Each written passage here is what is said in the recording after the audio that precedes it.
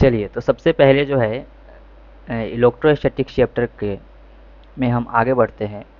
और जैसे हम आगे बढ़ेंगे, सबसे पहला जो चीज़ हमें पढ़ना है वो है इलेक्ट्रिक चार्ज, यानी विद्युतीय आवेश। ठीक है।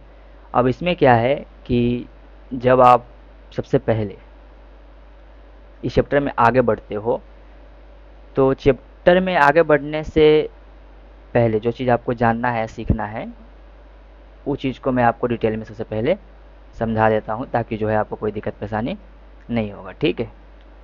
तो उसी चीज़ को समझते हैं। देखो, ये चार्ज को समझने से पहले इलेक्ट्रिक चार्ज जो है, इलेक्ट्रोस्टैटिक चैप्टर जो है उसका सबसे सबसे जो बेसिक चीज़ है इलेक्ट्रोस्टैटिक चैप्टर का, जिसके बारे में हम पढ़ेंगे, वो जो है वो है चार्ज। क्योंकि इस चैप्टर में चार्ज के आसपास ही सारी स्टोरी जो है वो घूमती है। ठीक है। तो चार्ज क्या होता है, हम सब जानते हैं। चार्ज जो है एक पॉजिटिव चार्ज होता है, एक नेगेटिव चार्ज होता है। ठीक है। ये बेसिक चीज़ है। पॉजिटिव चार्ज के बीच में, दो पॉजिटिव चार्ज के बीच में क्या है, क्या होगा, रिपल्सन होगा, मतलब विकर्षण होगा। और दो अपोजिट चार्ज रहेगा, दो अलग अलग चार्ज रहेंगे, जैसे प्लस और माइनस हो, या माइनस या प्लस हो, तो उसके बीच में क्या होता है, अट्रैक्शन होता है, यानी कि आकर्षण होता है। ठीक है। ये एक बेसिक प्रॉपर्टी ऑफ चार्ज है। ठीक है। अब उसके बाद जानते हैं कि ये चार्ज आता कहाँ से है। चार्ज आता कहाँ से है, तो जो हमारा इलेक्ट्रॉन होता है, किसी भी एटम का जो है सबसे छोटा पार्टिकल जो होता है वो है इलेक्ट्रॉन होता है, प्रोटॉन होता है और न्यूट्रॉन होता है। ठीक है। तो न्यूट्रॉन जो होता है वो न्यूट्रल होता है, प्रोटॉन जो होता है पॉजिटिव चार्ज होता है, इलेक्ट्रॉन जो होता है नेगेटिव चार्ज होता है। तो ये दो पॉजिटिव और नेगेटिव चार्ज जो है, इसी की कैरेक्टरिस्टिक्स के बारे में, क्या क्या चीज़ें जो है इस चैप्टर में घटित होती है, उसी के बारे में हम समझेंगे। ठीक है। तो इस चार्ज की डिफिनीशन क्या होगी। ठीक है। चार्ज की डिफिनीशन क्या होगी, ये बात समझना है। तो देखिए, आप अगर स्क्रीन पे भी देखोगे तो आपको स्क्रीन पे दिखाई दे देगा चार्ज की डिफिनीशन जो मैंने लिखा है, कि विद्युत आवेश एक भौतिक प्रॉपर्टी है। विद्युत आवेश क्या है, एक भौतिक प्रॉपर्टी है। क्योंकि हम आपको ये किस चैप्टर में पढ़ रहे हो, फिजिक्स के एक ब्रांच में पढ़ रहे हो। जिसके कारण किसी वस्तु पर विद्युतीय बल कार्य करता है कि नहीं। यानी कि दो अगर चार्ज होंगे तो क्या है, वो एक दूसरे को क्या करेगा, अपोजिट चार्ज अट्रैक्ट करेगा, और जो क्या कहते हैं, सेम चार्ज रिपेल करेगा, मतलब विकर्षित करेगा। तो अट्रैक्ट और रिपेल करने में क्या एक फोर्स काम कर रहा है कि नहीं कर रहा है, मतलब एक फोर्स काम कर रहा है। इसी की वजह से ये अट्रैक्ट कर रहा है या फिर दूर भगा रहा है, आकर्षण कर रहा है, विकर्षण कर रहा है। और इसी फोर्स को, ये जो फोर्स काम कर रहा है, जिसकी वजह से कोई वस्तु आकर्षित हो रही है या विकर्षित हो रही है, इसी को हम बोलते हैं विद्युतीय बल, यानी इलेक्ट्रोस्टैटिक्स फोर्स। ठीक है। तो टोटल मिलाकर ये विद्युतीय इलेक्ट्रिक चार्ज के बारे में ये इंपॉर्टेंट चीज़ें हो गई, कि विद्युत आवेश जो है एक तरीके का फिजिकल प्रॉपर्टी है, जो है जिसके कारण किसी भी वस्तु पर विद्युतीय बल कार्य करता है। अब किसी वस्तु पर क्यों बात करें, ये विद्युतीय बल जो काम करता है, ये चार्ज पे ही काम करता है। ठीक है। और वो वस्तु, क्योंकि आज के टाइम में आप देखे होंगे, कोई भी छोटा कोई भी पार्टिकल उठाकर देख लो, उसमें इलेक्ट्रॉन, प्रोटॉन, न्यूट्रॉन होता ही होता है ना। तो इसी की वजह से किसी भी वस्तु पर बात करी गई है। अब ये जो चार्ज होते हैं, दो तरह के होते हैं। अब जो है इस चैप्टर में जब हम आगे बढ़ेंगे, तो थोड़ा सा यहाँ पे समझिए। समझने वाली बात क्या है, कि एक इलेक्ट्रॉन जो होता है, ठीक है, एक इलेक्ट्रॉन जो होता है उस पर कितना चार्ज होता है, ये चीज़ आपको, ये जो नंबर है वो आपको याद करना पड़ेगा, कि एक इलेक्ट्रॉन पे जो चार्ज होता है वो होता है 1.6 इंटू 10⁻⁻19 कूलम। ये माइनस में इसलिए है क्योंकि इलेक्ट्रॉन पे क्या होता है, माइनस चार्ज होता है। और कूलम क्यों होता है, कूलम जो है SI unit of electric charge है। ये बात याद रखिएगा, SI unit of electric charge क्या है, कूलम है। एक इलेक्ट्रॉन पे जो आवेश होता है 1.6 इंटू 10⁻⁻19 कूलम होता है। ठीक है। समझ में आ गया। दूसरा बात जो है, किसी भी कोई भी आवेश को, ठीक है, ना तो आप बना सकते हो और ना ही उसको आप क्या कर सकते हो, बिगाड़ सकते हो।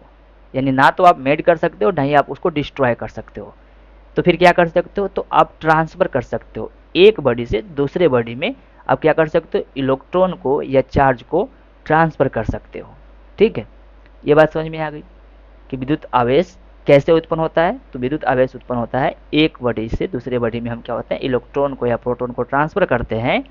तो एक इलेक्ट्रॉन की कमी, इलेक्ट्रॉन ज़्यादा होगा या प्रोटॉन ज़्यादा होगा, जो ज़्यादा होगा उसकी चार्ज शो होगी। अगर प्रोटॉन ज़्यादा है तो प्लस चार्ज शो होगा, इलेक्ट्रॉन ज़्यादा है तो माइनस चार्ज शो होगा। लेकिन अगर प्रोटॉन और न्यूट्रॉन दोनों ही बराबर है तो दोनों का है जो है न्यूट्रल शो होगा, क्योंकि +10 और +10 अगर ले ले तो 20 हो जाएगा, लेकिन +10 और -10 ले ले तो 0 हो जाएगा। अब बात आता है कि ये जो चार्ज है इसकी प्रॉपर्टी क्या है। जैसे किसी भी नंबर को, जैसे है आप ले लो कि सेब है, तो सेब को आप काउंट कर सकते हो, है ना, 1 सेब, 2 सेब, 3 सेब ऐसे करके। लेकिन चार्ज को कैसे काउंट करेंगे? क्या चार्ज 1.5 हो सकता, इलेक्ट्रॉन 1.5 हो सकता है? क्या इलेक्ट्रॉन 4.5 हो सकता है? नहीं हो सकता ना। तो एक प्रॉपर्टी होती है इसकी। सबसे पहला प्रॉपर्टी, जैसे इलेक्ट्रॉन्स को आप काउंट करोगे 1 2 3 4 5 6 7 ऐसे इलेक्ट्रॉन हो सकते हैं। 7.5 इलेक्ट्रॉन तो हो नहीं सकते फ्रैक्शन में। अब है किसी वस्तु पर अगर आपको चार्ज कैलकुलेट करना है, ले लो कि कोई वस्तु ए है और कोई वस्तु बी है, तो ए पर अगर 10 कूलम चार्ज है, बी पर 20 कूलम चार्ज है, तो टोटल जो चार्ज होगा कितना होगा? तो आप ए प्लस बी कर दोगे 30 कूलम, तो ये एक चार्ज, ये प्रॉपर्टी हो गई। ठीक है, उसके बाद तीसरी प्रॉपर्टी क्या हो गया कि ये दो चार्ज जब रखे जाते हैं एक डिस्टेंस पे तो दोनों एक दूसरे पर एक फोर्स लगाता है, जिसको हम इलेक्ट्रोस्टैटिक फोर्स करते हैं। ठीक है, तीसरा प्रॉपर्टी ये हो गया। तो इसी प्रॉपर्टी को जो है मैं आगे डिस्प्ले पर शो करता हूँ, आप देखना। ये है आपके प्रॉपर्टी। पहला प्रॉपर्टी क्या है? संरक्षण का नियम, यानी कि चार्ज को ना तो आप बना सकते हो और ना ही चार्ज को आप क्या कर सकते हो, डिस्ट्रॉय कर सकते हो। क्वांटाइजेशन ऑफ चार्ज क्या है? यानी परिमागन। परिमागन क्या है कि किसी कोई भी आवेश हमेशा क्या होता है, इलेक्ट्रॉन जो होता है, इलेक्ट्रॉन का पूर्ण गुणज होता है। जैसे मैंने बताया कि किसी भी वस्तु पर अगर कोई चार्ज होगा तो या तो प्रोटॉन ज़्यादा होगा या इलेक्ट्रॉन ज़्यादा होगा, यही होगा ना। तो इसमें क्या होगा, अगर 10 प्रोटॉन ज़्यादा है, 10 इलेक्ट्रॉन ज़्यादा है, तो 10 एक इलेक्ट्रॉन पे जो चार्ज होगा उसे 10 से मल्टीप्लाई कर देंगे तो टोटल चार्ज आ जाएगा। तो जो है इलेक्ट्रॉन के नंबर के गुणज होता है। वहीं से एक फार्मूला निकल के आता है जिसको बोलते हैं Q equal to N E. Q equal to N E. यहाँ पे एन ई क्या है? एन जो है आपका, एक second,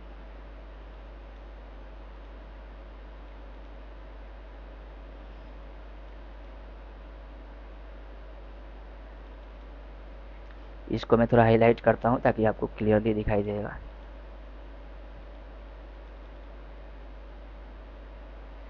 Q equal to N E, ये वाला फार्मूला जो है, यानी कि एन जो है नंबर ऑफ इलेक्ट्रॉन हो जाएगा और ई जो है चार्ज ऑन वन इलेक्ट्रॉन। ठीक है, अगर किसी भी वस्तु में 10 इलेक्ट्रॉन्स है उस पर, तो उस पर चार्ज क्या होगा? 10 इंटू क्या हो जाएगा? 10 इंटू 1.6 इंटू 10⁻⁻19 कूलम। ठीक है, अब यहीं से आप चाहोगे ना तो एक ये फार्मूला यूज करके आप एन की वैल्यू भी निकाल सकते हो, क्यू की वैल्यू निकाल सकते हो। अगर आवेश टोटल दिया गया हो तो क्या करोगे, इलेक्ट्रॉन के एक आवेश, एक इलेक्ट्रॉन पे जो आवेश होता है उसको क्यू से डिवाइड कर दोगे तो नंबर ऑफ इलेक्ट्रॉन्स निकल जाएगा, है ना। अगर आप मान लो, अगर आपको यहाँ पे क्यू निकालना है,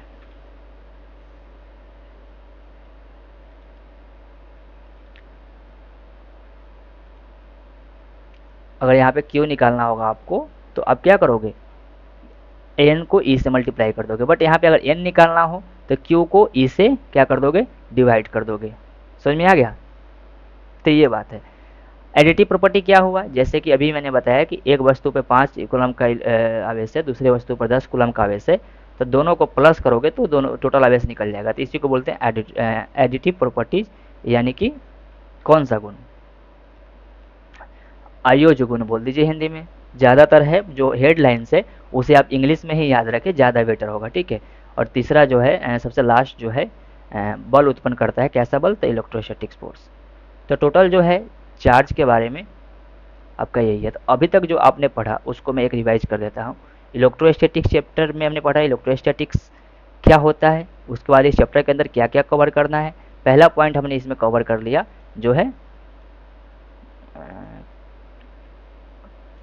इलेक्ट्रिक चार्ज। ठीक है, फिर हमने कवर कर लिया basic property of electric charge, दो चीज़ें हमने कवर कर ली। अब तीसरी पॉइंट जो हमने पढ़ने हैं वो है कूलम्ब्स लॉ। कूलम्ब्स लॉ जो है वो हमें पढ़ना है और वो हम देखेंगे नेक्स्ट चैप्टर में, ठीक है। कूलम्ब्स लॉ कहाँ से आएगा, जो मैंने यहाँ पे एक बात करा इलेक्ट्रोस्टैटिक्स फोर्स का, उसी इलेक्ट्रोस्टैटिक्स फोर्स को जो है कैलकुलेट करने का एक तरीका है जो कूलम्ब्स ने दिया था, और इसीलिए हम बोलते हैं उसको कूलम्ब्स लॉ, ठीक है। अब इसमें जो है कूलम्ब्स लॉ में मैं पहले भी आप लोग पढ़े होंगे, और इसके लिए सेपरेट वीडियो रहेगा तो ज़्यादा सही रहेगा, ठीक है। तो ये आपको जो है सारी चीज़ें समझ में आई होगी। एक बार मैंने पूरा टॉपिक को ही मैं आपको दिखा देता हूँ। अब देखिए ये वाला जो है पूरा टॉपिक है। अब इसमें जो है मैं आपको